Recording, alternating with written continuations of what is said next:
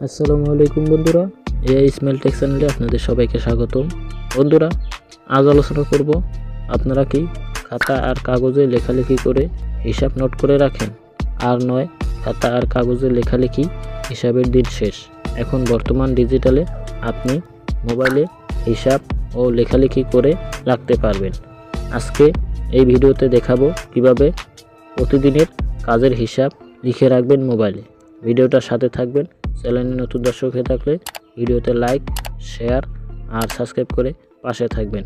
আর অবশ্যই কমেন্ট করতে জানাতে ভুলবেন না আপনি ভিডিও থেকে কিছু শিখতে পারলেন কিনা আর কোন কোন রিভিউ দেখতে চান। ওকে বন্ধুরা, চলুন আমরা মোবাইলের স্ক্রিনে চলে যাই কীভাবে হিসাবগুলো লিখে রাখবেন আপনার মোবাইলে।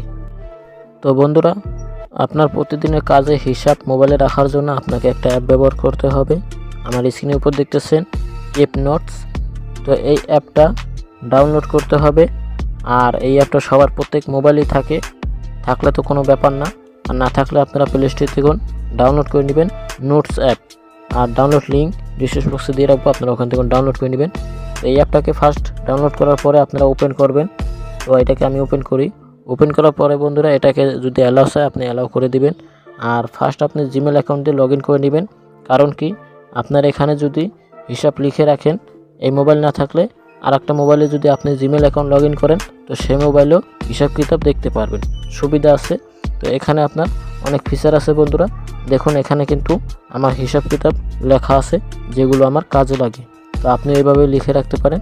লেখার জন্য আপনাকে এই যে প্লাস আইকন আছে নিচে, এখানে ক্লিক করবেন। তো এখানে আমি ক্লিক করি। ক্লিক করার পরে এখানে আপনি দেখুন বন্ধুরা, অনেক কটা ফিচার আছে। আপনি এখানে আপনার ভয়েস দিয়ে এখানে অডিও এখানে সেট আপ করে রাখতে পারবেন, ঠিক আছে। এরপর আপনার যে কোনো পার্সোনাল যদি পিকচার থাকে, তো সেগুলো গ্যালারি থেকে নিয়ে এসে এখানে সেভ করে রাখতে পারবেন। এটা কিন্তু আপনার জিমেল অ্যাকাউন্টে সেভ হয়ে থাকবো।